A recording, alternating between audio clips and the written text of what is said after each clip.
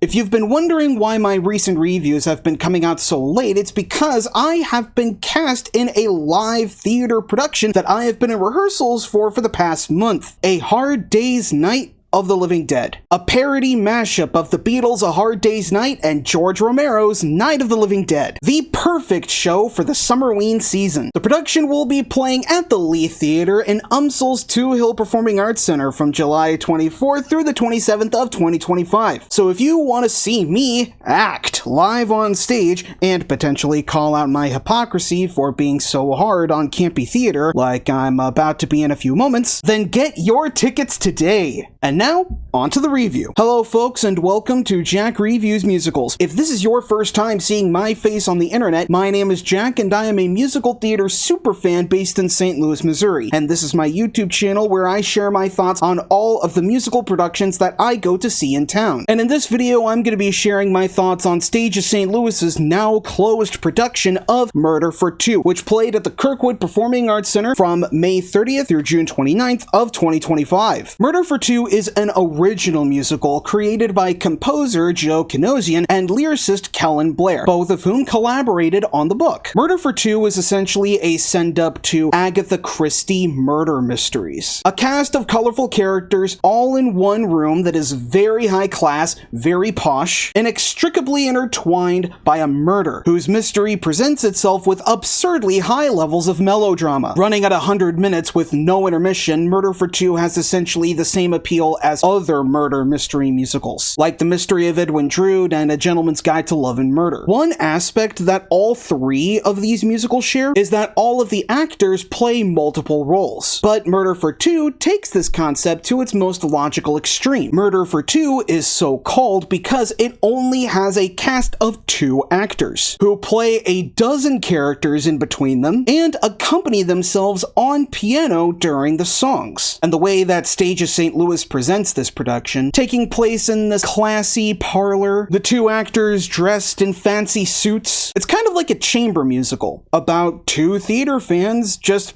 pitching a musical to us that they wrote together. It's an idea that's been done before, but it's pretty fun. And Stage of St. Louis's production does follow through with that concept. However, I don't think the material itself does. The murder in this murder mystery is of Arthur Whitney, famed American novelist, who was murdered in his own home during his own birthday party. The murder occurred the moment the lights were out and all of the guests were supposed to shout "surprise!" So nobody knows who did it. Literally all of the guests are suspects. The detective in the area's precinct is an hour away. To watch over the crime scene, the police chief of that area sends over 2 officers, Marcus Moskowitz and his deputy Lou. However, in all of the chaos, the guests mistake Marcus for the detective, and so they drag him into the house and they put him to work to solve the case. Little do they know is that Marcus has actually been waiting for this chance for years. He has always wanted to become a detective. He is obsessed with police protocol, and he has been itching for the opportunity to show off his stuff to his chief. But the course of solving a murder never did run smooth, especially with the clownish company that Arthur Whitney kept. The first person that we meet is Dahlia Whitney, Arthur's wife, an actress whose career was stymied after Arthur's success overshadowed her. There's Steph Whitney, Arthur and Dahlia's niece, who's studying to be a criminologist. And throughout the show, much to Marcus's frustration, she constantly pushes for Marcus to let her be his sleuthing partner, because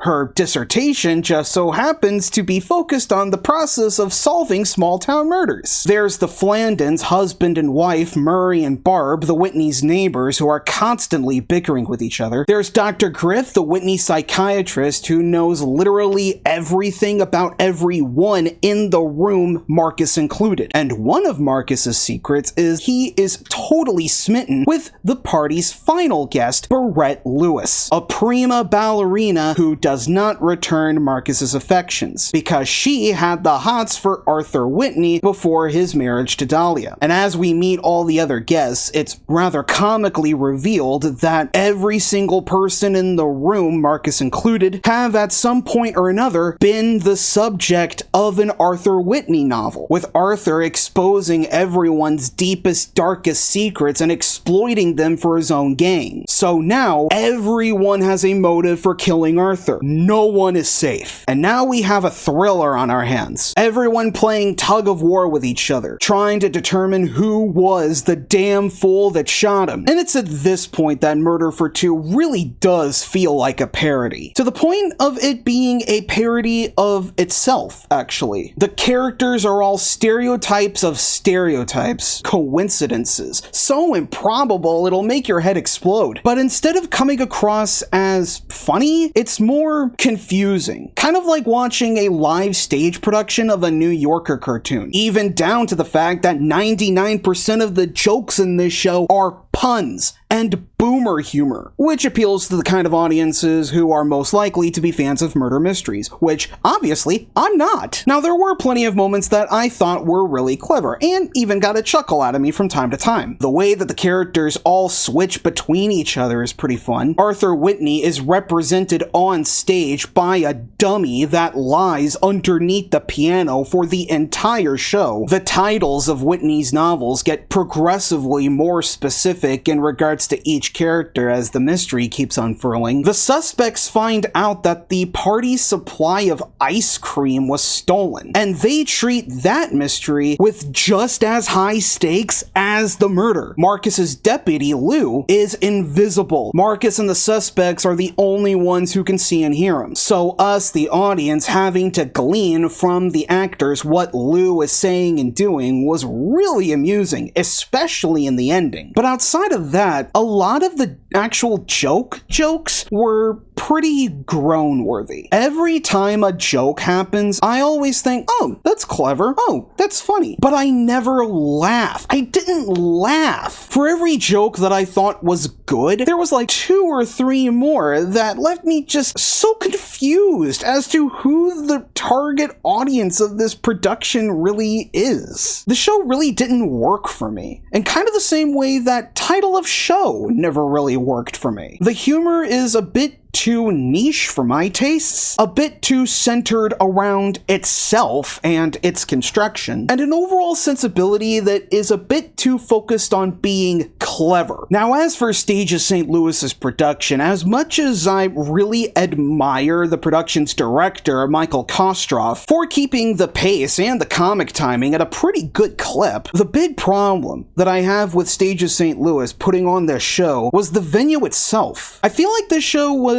a bit too small for the Kirkwood Performing Arts Center. Murder for Two is a musical that feels like it's more at home in a black box space, or even a dance studio or a cabaret club. The show is just 2 actors and a piano, relying very much on theater of the mind to make everything happen. But it's practically swallowed by the K-Pack. It dwarfs the proceedings, making everyone work twice as hard to make this show funny. And if there's something that being a repertory company member of Magic Smoking Monkey Theater has taught me, it's that there is nothing less funny than actively trying to be funny. The novelty of Murder for Two wore off on me pretty quickly. It really did keep me at an arm's length. But despite how much I could see the effort at Stages, it's still effort, and it's still Stages St. Louis. This is a company that does everything they can to make sure their productions are top of the line, and this show is no exception. I already mentioned Michael Kostroff's snappy directing, but the 2 actors of this production, Ian Fairley and Jeremiah Jin, knocked it out of the park. For one thing, both of them are accomplished pianists, and they each take turns and even work together to play Joe Canosian's score masterfully. The score, by the way, is very up-tempo and very cute, but not particularly memorable. Ian Fairley is a delight to watch as Marcus. His uptightness and his anxiousness and even his eagerness to prove himself worthy as a detective, and the trepidation that someone will catch on to him, is really palpable. His progression from social awkwardness to increasing exasperation with the suspects, especially Steph, is strongly felt. In fact, the arc of Marcus allowing Steph to be his partner was portrayed rather credibly. Combine that with a very pleasant tenor voice and adept piano playing, Ian Fairley gave a really good performance of this rather archetypal comedy straight man. The absolute MVP of this production is Jeremiah Jin as all of the other characters. Not just the suspects, but also three little boys who are the party's entertainment, the surviving members of a boys' choir whose school bus caught on fire, as well as an overly macho fireman who arrives late to the crime scene. The way that Jin distinguishes between all of the characters is superb. The accents, the postures, and the accessories, all unique, and he switches between them at lightning speed. He makes these characters so distinct, you never have a hard time figuring out who Jin is playing at any given time. He makes Dahlia walk with a bad hip, as well as sporting a southern accent and cat eye glasses. Switching over to Steph involves fixing his hair in a feminine manner, and feminizing his speaking voice. For the Flandins, Murray looks down at his wife while Barb looks up at her husband. Dr. Griff sports a pipe and a German accent. Barrett glides across the stage like a feather, weighed down by a malachite ore. To play the boys, Jin gets down on his knees and switches positions of a baseball cap, and making them sound like different variations of the same little rascal. The fireman is hyper-masculine to the nth degree. And not only that, Jeremiah Jin is the production's musical director. And honestly, that talent shows. He really is the show's conductor in regards to its tempo and its rhythm. He never slows down for even a second of all 100 minutes of the production. With Jeremiah Jin's sharp musical direction and Michael Kostrov's crisp staging, and Ian Fairley as Marcus keeps up with all of it. And Fairley and Jin's chemistry kept building and building until it climaxes into a finale so quite literally spectacular that I was just slack-jawed in awe that stages could pull it off. Jack Reviews Musicals Hall of Fame member Ann Beiersdorfer designed the set for this production, made to look like the parlor of Arthur Whitney's estate. And it looks gorgeous. It's full of character and full of detail with some fun surprises. There are secret compartments, multiple doors that the characters storm in and out of, things flying in like the manor's front entrance, as well as a mirror ball and light trusses that come down for Dahlia's big production number towards the end. That number in particular was a great showcase for a lighting designer, Sean M. Savoy. And Savoy, as always, does a great job distinguishing between all of the individual locations, the front door, the study where an important flashback occurs, and even during the moments where the lights are completely black, the lighting feels tight. The costumes were coordinated by Erica Jo Lloyd, down to the accessories. The actors' suits, even though they don't represent their characters, they communicate the performers' personalities, and accommodating for their movement demands. And the sound design by Han-Kyu Lee is nice and balanced, making this very tiny show fill out this large space. Now, I enjoyed this production, but the material itself is a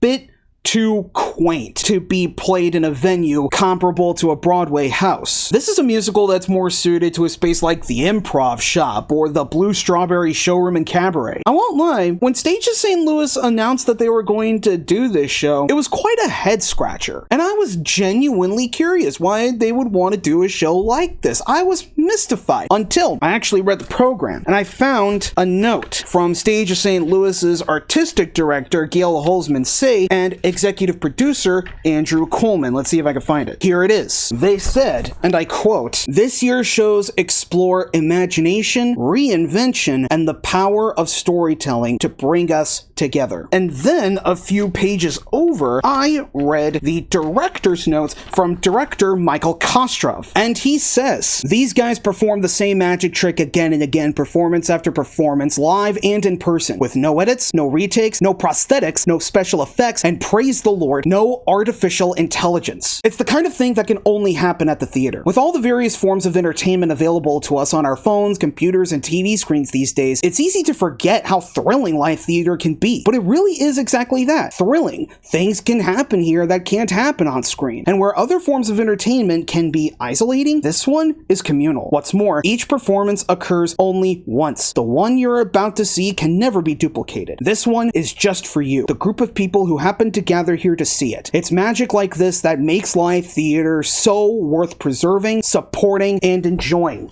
Stages St. Louis, one of the premier Broadway caliber musical theater companies in St. Louis, crafted a musical season about the power of imagination, about theater's malleability, how the art form of musical theater is in a constant state of reinvention, always changing based on the zeitgeist of the times that we live through, and has done so since time immemorial. And for that reason, one of the shows they chose was Murder for Two, an obscure musical that nobody talks about, featuring only 2 actors and a piano, with production demands that lie on suspension of disbelief comparable to the Titanic being held in the air by a single silk thread. For all intents and purposes, this was a god-tier pick. And I say that because if Stages St. Louis hadn't chose to do this, nobody in St. Louis would have done it. Nobody. And the fact that Stages St. Louis was willing to take a chance on this dinky,